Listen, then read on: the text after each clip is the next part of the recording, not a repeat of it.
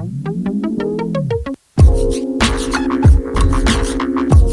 Guys, welcome to banking 101 tips. मेरा नाम है विक्रमादित्य और इस वीडियो में हम देखने वाले हैं कि ये जो अटल पेंशन योजना का फॉर्म है ये किस तरह से आप भर सकते हो और किस तरह से आप अटल पेंशन योजना का लाभ उठा सकते हो। तो इस वीडियो में मैंने बताया है कि ये फॉर्म कैसे भरना है और डिटेल में थोड़ी इन्फॉर्मेशन और दी है। तो फिर चलिए शुरू करते हैं। तो ये रहा अटल पेंशन योजना का फॉर्म। ये फॉर्म भरकर आप अटल पेंशन योजना के लिए अप्लाई कर सकते हो। तो देखिए, सबसे पहले यहाँ पर क्या लिखा है, अटल पेंशन योजना administered by pension fund regulatory and development authority subscriber registration form. ये फॉर्म भर के आपको अपने होम ब्रांच में देना है। तो यहाँ पर देखिए क्या लिखा है, टू द ब्रांच मैनेजर। यहाँ पर बैंक का नाम आएगा एसबीआई बैंक, और ब्रांच जो भी होगा, जैसे नागपुर ब्रांच है, जो भी ब्रांच है, ब्रांच कोड आप यहाँ पे लिख सकते हो। उसके बाद dear sir madam, I hereby request that an APY account, जो एपीवाई अकाउंट है, to be open in my name under national pension scheme NPS as per the particulars given below. मतलब जो भी नीचे पर्टिकुलर्स दे रहे हैं, detail दे रहे हैं, उसके हिसाब से मेरा अटल पेंशन योजना का खाता खोल दीजिए, ऐसा यहाँ पे डिक्लेरेशन हम दे रहे हैं। ठीक है। तो बैंक डिटेल में आएगा बैंक अकाउंट नंबर। जो आपका अकाउंट नंबर है वो यहाँ पे लिखना है। बैंक का नाम, जो भी आपके बैंक का नाम है, जैसे अगर मेरा खाता एसबीआई में है तो एसबीआई लिख दूंगा। बैंक का ब्रांच, जो भी आपका बैंक का ब्रांच है, जैसे मेरा नागपुर ब्रांच है तो यहाँ पे मैं नागपुर ब्रांच लिख दूंगा। ठीक है। पर्सनल डिटेल में आएगा मेरा नाम, तो यहाँ पे फॉर एग्जांपल अभिषेक वर्मा, अगर ये मेरा फुल नेम है। ठीक है। आपका जो भी नाम है वहाँ पे आएगा। डेट ऑफ बर्थ, आपका जो भी डेट ऑफ बर्थ है वो यहाँ पे आएगा। उसके बाद एज, इसके हिसाब से आपका एज कितना बनता है वो यहाँ पे आएगा। मोबाइल नंबर, आपका मोबाइल नंबर, तो यहाँ पे मोबाइल नंबर लिख दिया। ईमेल आईडी अगर है तो लिख दीजिए। अगर आपके पास आधार है, आधार नंबर, तो यहाँ पे आधार नंबर लिखिए। तो यहाँ पे आधार नंबर आ गया। उसके बाद मैरिड, आप शादीशुदा है तो यस लिखिए, नहीं है तो नो लिखिए। तो अगर आप मैरिड है, अगर आप यस करते हैं तो आपकी जो पत्नी है, पत्नी जो है वो डिफ़ॉल्ट नॉमिनी, मतलब आपकी नॉमिनी ऑटोमेटिकली आपकी पत्नी बन जाती है इस अटल पेंशन योजना में।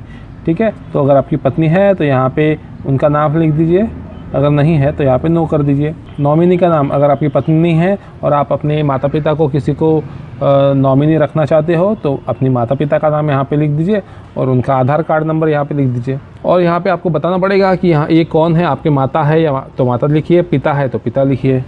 Additional detail in case of nominee is minor, अगर आप अपने बच्चे को नॉमिनी रखना चाहते हो तो बच्चे को भी रख सकते हैं नॉमिनी, तो यहाँ पे आप बच्चे की डिटेल दे सकते हो। उसके बाद देखिए whether beneficiary of other social security scheme, तो यहाँ पे है तो टिक कीजिए, नहीं है तो नो कर दीजिए। वेदर इनकम टैक्स की पेयर, अगर इनकम टैक्स भरते हो तो यस कीजिए, नहीं तो नो कर दीजिए। ठीक है। पेंशन डिटेल, आपको पेंशन किस तरह से चाहिए, आपको मंथली चाहिए, क्वार्टरली चाहिए या हाफ ईयरली चाहिए, तो ये यहाँ पे आपको टिक करना पड़ेगा। तो मैक्सिमम लोगों को मंथली चाहिए तो यहाँ पे मंथली लिखेंगे। पेंशन अमाउंट, आपको कौन सी अमाउंट का पेंशन चाहिए तो इसके लिए आपको यहाँ पे टिक करना है। तो जैसे मुझे 5,000 रुपये का चाहिए तो मैंने 5,000 पे टिक कर दिया। ठीक है। तो आप अपने कम भी कर सकते हो, बट ये पेंशन जो अमाउंट चाहिए इसके हिसाब से आपका प्रीमियम कैलकुलेट होता है, इसके हिसाब से और आपके एज के हिसाब से। तो जैसे आप यहाँ पर 5,000 करोगे तो ये प्लस आपका एज, इसके हिसाब से एक स्पेसिफिक प्रीमियम आएगा, तो वो आपको यहाँ पे 638 या ऐसा, मैं एग्जांपल के लिए बता रहा हूँ, तो ये बैंक वाले भर के आपको देंगे, यहाँ पे आपको भरने की ज़रूरत नहीं है। ठीक है। उसके बाद declaration and authorisation by all subscribers, तो यहाँ पे आपको डिक्लेरेशन देना है। जिस तारीख को आप ये अटल पेंशन योजना का फॉर्म बैंक में लेके जाते हो वो तारीख आपको यहाँ पे डालनी है। तो यहाँ पे जैसे मैंने तारीख डाल दिया जिस दिन मैं गया उस दिन की। उसके बाद यहाँ पे आएगा जो मेरा प्लेस है वो नागपुर आएगा तो नागपुर लिख दिया। यहाँ पे मेरा सिग्नेचर आएगा तो यहाँ पे सिग्नेचर करेंगे, तो सिग्नेचर, या फिर अगर आपका अंगूठा है तो थंब इम्प्रेशन कीजिए। उसके बाद ये जो होता है ये होता है एक्नॉलेजमेंट, ये आपको बैंक एम्प्लॉय फाड़ के दे देते हैं, तो ये भी आप भर के रख दीजिए। नेम ऑफ सब्सक्राइबर यहाँ पे आएगा अभिषेक। प्रान नंबर, जो आपका एपीआई का जब खाता बन जाता है तो एक प्रान नंबर बनता है आपका, तो वो प्रान नंबर यहाँ पे आता है ठीक है। तो यहाँ पे वो प्रान नंबर लिखकर बैंक एम्प्लॉय आपको दे देंगे। गारंटीड पेंशन अमाउंट हमने 5000 सिलेक्ट किया था तो 5000 रहेगा। पीरियोडिसिटी ऑफ कंट्रीब्यूशन इसकी ज़रूरत नहीं है तो ये छोड़ दीजिए। कंट्रीब्यूशन अमाउंट अंदर APY मतलब आपका कंट्रीब्यूशन हर महीना कितना रहेगा वो यहाँ पे आपको बैंक एम्प्लॉय लिख के दे देंगे, जो यहाँ पे लिख के दिया था। तो यहाँ पे वो आ जाएगा। नेम ऑफ बैंक, जिस बैंक में आप खोल रहे हो वो बैंक का नाम, SBI ब्रांच रहेगा नागपुर। रिसीविंग ऑफिसर नेम, जो भी ऑफिसर ने आपका ओपन करके दिया है उनका नाम रहेगा। डेट ऑफ रिसीट यहाँ पे आएगा। ब्रांच मैनेजर आपको जो है वो अपना सिग्नेचर और स्टैम्प मार के यहाँ पे इतना साइड इतनी पावती आपको फाड़ के दे देंगे। ठीक है। तो आई होप कि आपको ये वीडियो पसंद आया होगा।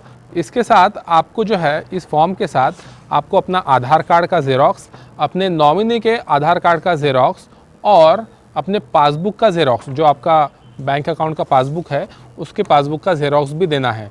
ठीक है। तो ये फॉर्म के साथ ज़ेरॉक्स लगा के आप दे दोगे जहाँ पर आपका होम ब्रांच है वहाँ पर।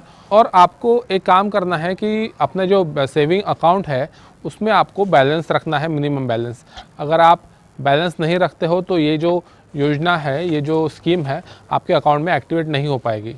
तो फिर ठीक है, ये थी पूरी इन्फॉर्मेशन अटल पेंशन योजना की।